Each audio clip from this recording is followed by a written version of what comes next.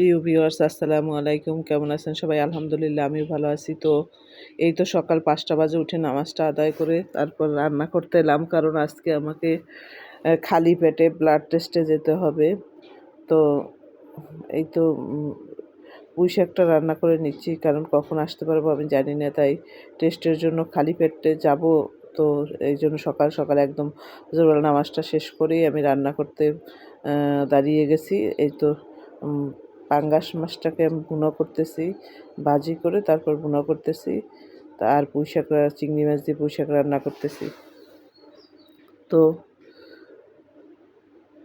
তাড়াহুড়ো করতেছি কীভাবে তাড়াতাড়ি করা যায়। তো ফাঁকে ওই রান্না বসিয়ে দিয়ে আমি এবার কোরআন তেলাওয়াত করতে বসি, কারণ ওরা কেউই ঘুম থেকে ওঠে নাই যে আমি কাজগুলো গুছিয়ে রাখবো। তো কোরআনটা তেলাওয়াত করে যাচ্ছি।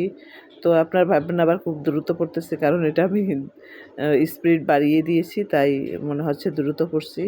এত দ্রুত তো পড়তে পারি, এত দ্রুত পড়তে পারি না, মোটামুটি পারি। তো আলহামদুলিল্লাহ যতটুকু পারি। সূরা ইয়াসিন সকালে উঠে তিলাওয়াত করবেন, যেটা আপনার মনে করেন সকালে সূরা ইয়াসিন পাঠ করা অনেক ভালো। তো সূরা ইয়াসিন পাঠ করবেন। তো আমিও কোরআন তেলাওয়াত করে তারপর মনে করেন আয়তাল কুরসি মানে সকালবেলা আমি আয়তাল কুরসি পড়ি, তারপর সূরা হাশরে ৩ আয়াত পড়ি, তারপর সাইয়েদেনা ইস্তেগফার পড়ি, তারপর ৩ বার কুল হুয়াল্লাহ, ৩ বার সূরা ফালাক, সূরা নাস এগুলো পড়ি, পড়ে খুদেই। তো আমি এই তো রেডি হয়ে নিলাম। আমি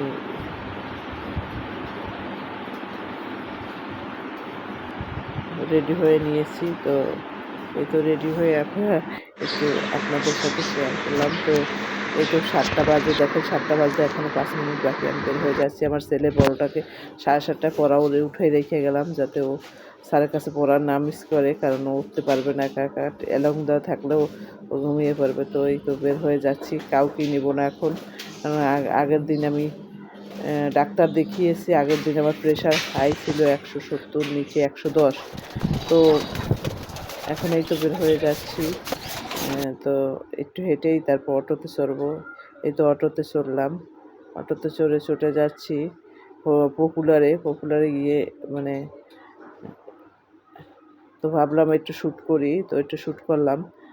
তো একা যাচ্ছি, ভালো লাগছিল না সারা অটোতে একা।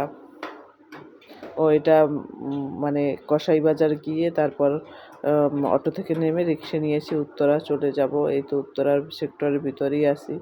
তো এখানে এসে একটা ঝামেলায় পড়লাম। ওখানে বসে জানলাম যে খালি পেটে ব্লাড টেস্ট।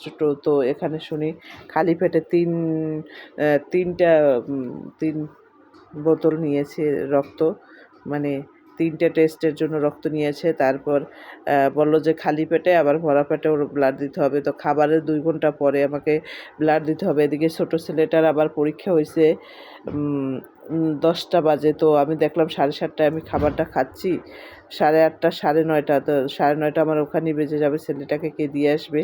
চাবিও আমি এক গোছা নিয়ে গেছি, আবার বড় ছেলে এক গোছা নিয়ে গেছে, ও ঘরেও এক গোছা চাবিও নেই যে আপনার ভাইয়া দিয়ে আসবে। তো এদিকে আমি আমার ননদের মেয়ে ফোন করছিল যে মামি গেছেন টেস্টের জন্য? আমি বললাম হ্যাঁ গেছি। একা গেছেন? হ্যাঁ বললাম যে হ্যাঁ একা গেছি। বলে মামি সাজিদ কই? আমি সাজিদ ঘুমে, পারলে একটু সাজিদরে দিয়ে আসিস, ওর বাবা রেডি করে দেবে। তো তারে আমি বলে গেছি, তারপর আবার ফোন দিয়ে তাকে উঠাইছি। তো এই তো মনে করেন রাত্রের জন্য আমি রুটি বানাবো, কারণ আমার মনে হয় কি আমার ডায়াবেটিক্স বেড়ে গেছে। তো প্রেশার তো এমনিতেই হাই। তো রুটি বানিয়ে রাত্রেও এখন রুটি খাবো, সকালে তো খাই। তো আমি জানি রুটি খেতে গেলে আবার সবাই বলবে যে তুমি একা খাচ্ছ, আমাকে দেবে না। এই জন্য 6টা বানিয়ে নিলাম। তো রুটি এই তো একদিকে বেলছি আর একদিকে ভাজছি, কারণ আমি একাই, আমার একা হাতে সব কিছু করতে হয়। অনেক ঘরে দেখি মেয়ে আছে, মেয়েরা রুটি ভাজে আর মা বানায়, বা শাশুড়ি আছে, শাশুড়ি রুটি ভাজে বা বেলে দেয়। কিন্তু আমার সাহায্য করার কেউ নাই, আমার নিজের কাজ নিজেকে একা একা করতে হয়। তো কী আর করার, এই তো একা একা কাজ করছি। আর প্লিজ যদি ভিডিওটার কোথাও একটু ভাল লাগে আমাকে একটু লাইক করে পাশে থাকবেন। আপনার একটা লাইক আমাকে পৌঁছে দেবো অনেক দূরে। মানে আপনি প্লিজ আর একটা কমেন্টস লিখে যাবেন কে কোথা থেকে দেখছেন। আমার তো 1 জন ভিউ হলে হন, 2 জন ভিউ হলে হন, অন্তত 4-5 জন ভিউ বা 8 জন ভিউ, 10 জন ভিউ হন, মানে এটা ঘুরে ফিরে হয়। কিন্তু একজনেও আমাকে একটা কমেন্টস করেন না, আমার খুব কষ্ট লাগে। আর আমার না গল্প করতে ভালো লাগে। আপনারা যদি আমাকে একটা কমেন্টস করে আমি তাতে রিপ্লাই দিতে পারি। এই তো পুঁই শাক আর মাছ ভুনাটা নিয়েছি, একসাথে নিয়েছি, আলাদা আলাদা নিইনি। তো আমি বললাম যে তুমিও খাও, কারণ তুমি তো আবার বলবা বউ একা একা বানাই খেয়েছে। তো ও বলতেছে যে বলবোই তো।